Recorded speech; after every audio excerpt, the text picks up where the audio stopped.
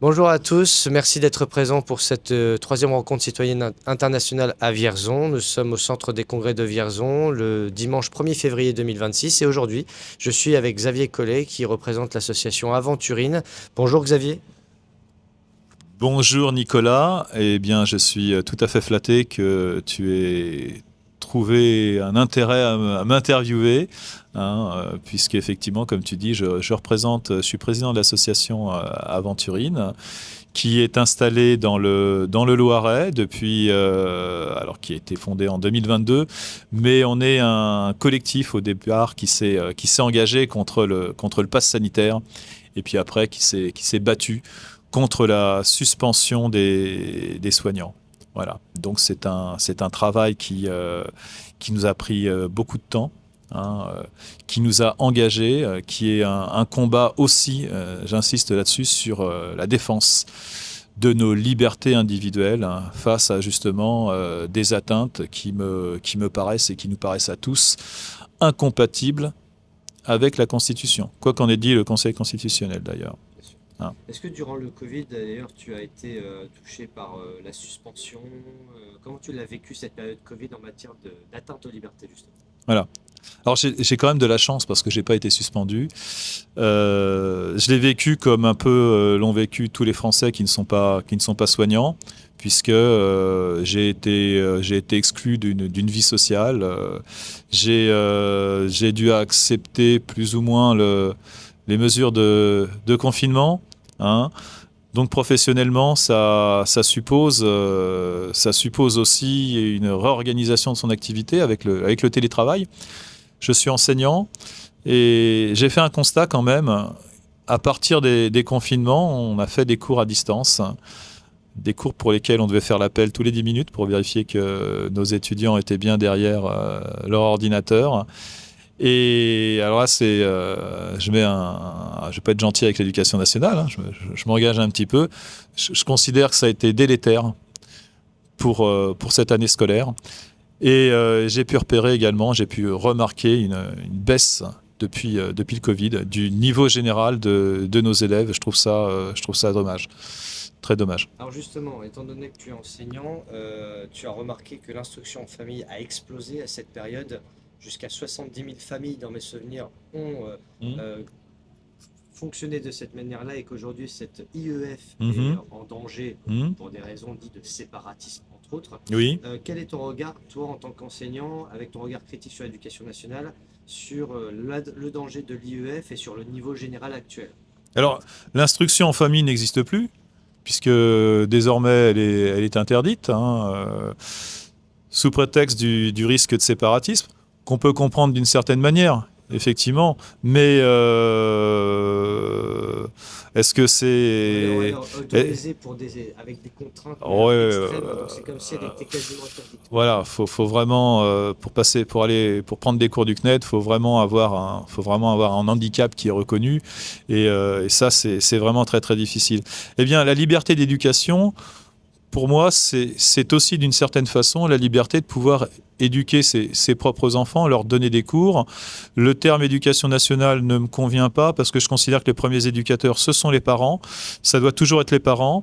Et je me suis engagé par ailleurs, puisque tu m'avais tendu la perche sur cette question, sur la défense de l'institution familiale, plus particulièrement contre les placements abusifs aussi.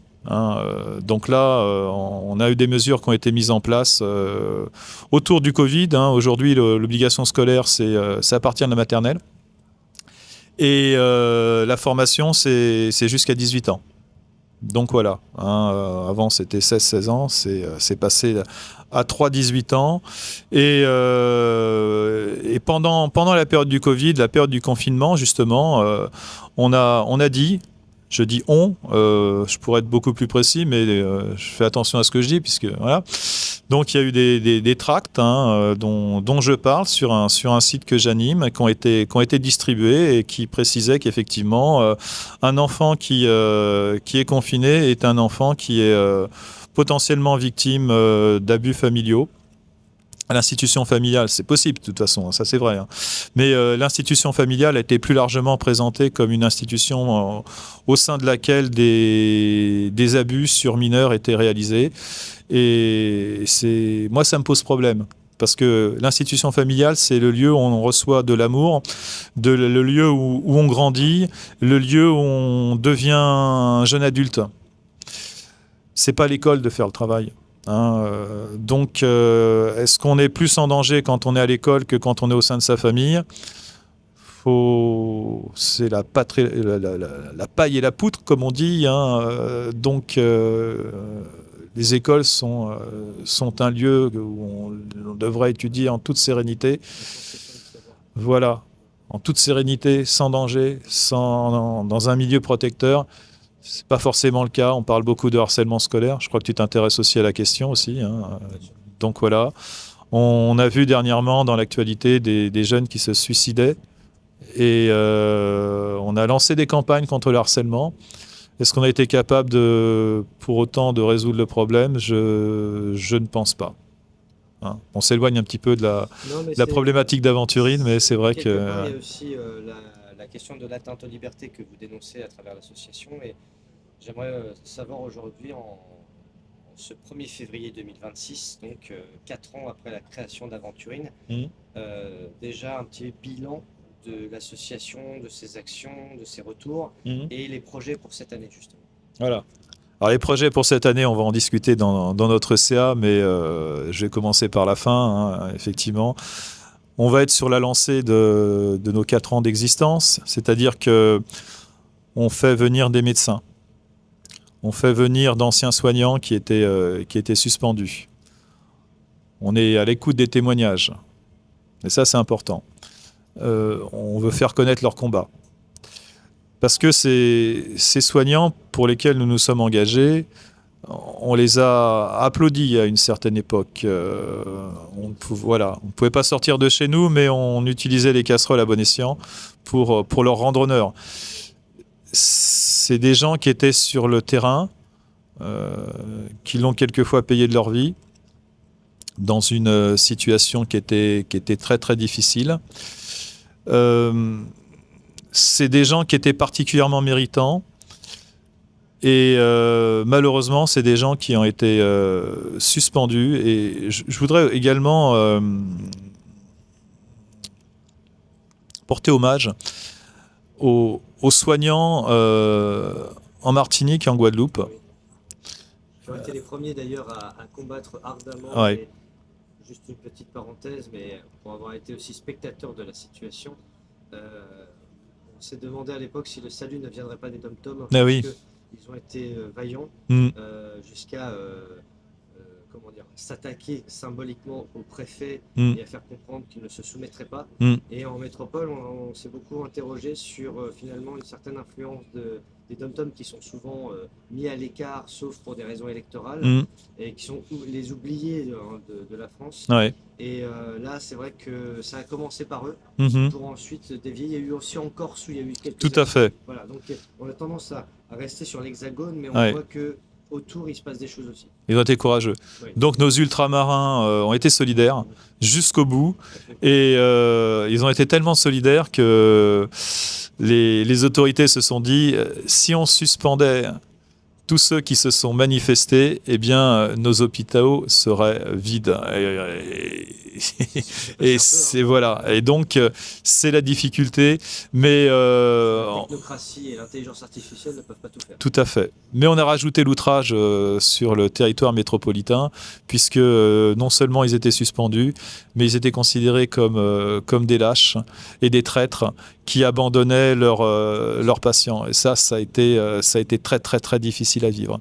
Donc à Aventurine, notre premier travail, c'était de les accueillir, c'était d'écouter leurs paroles. Et donc là, puisque tu me demandes le projet, alors on a un projet qui est intéressant, qui serait de faire témoigner dans un livre, paroles de soignants suspendus, paroles de médecins, paroles d'enseignants aussi, paroles de cadres, d'employés, d'ouvriers, 2 pages sans témoignage et du vécu, parce qu'on a tous une expérience à raconter. Là, je suis sur le stand d'Aventurine, et des gens qui viennent me voir, et j'essaie de parler avec eux. J'étais avec une dame qui m'a fait part du traumatisme qu'elle a vécu dans sa situation, où elle a subi le harcèlement, elle a été poussée dehors,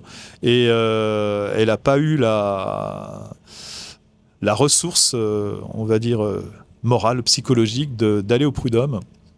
Parce que nous également, on a accompagné des suspendus dans leur procédure, que ce soit devant les prud'hommes, dans le privé, ou que ce soit dans le tribunal administratif, pour des structures hospitalières. Voilà. Alors, on fait autre chose également. On essaie de conscientiser sur les libertés individuelles. Ça me paraît important. Surtout de dire que rien n'est fini, tout commence.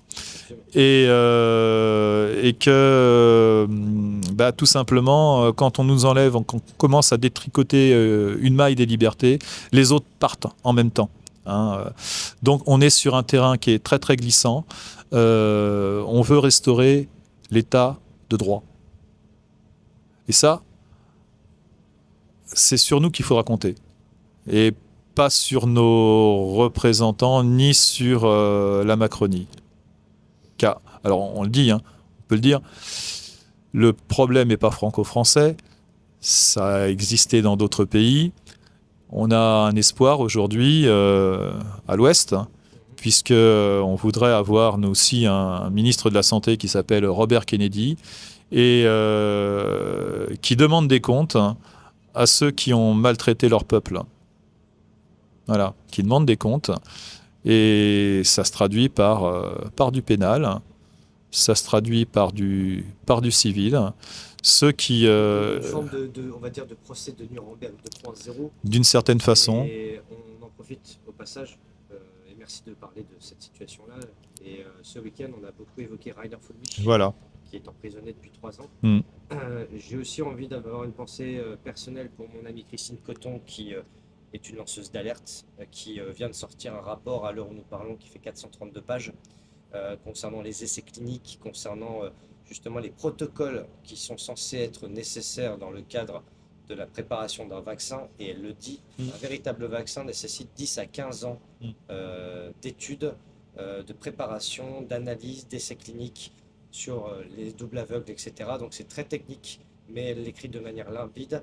Donc aujourd'hui, 6 ans après le début du Nous sommes en guerre, avec la campagne vaccinale intensive et de cyberharcèlement et de harcèlement, puisque ça a été à marche forcée, eh bien on arrive enfin à avoir les premières réponses, mais on a toujours une guerre de retard, ça fait toujours partie malheureusement du processus.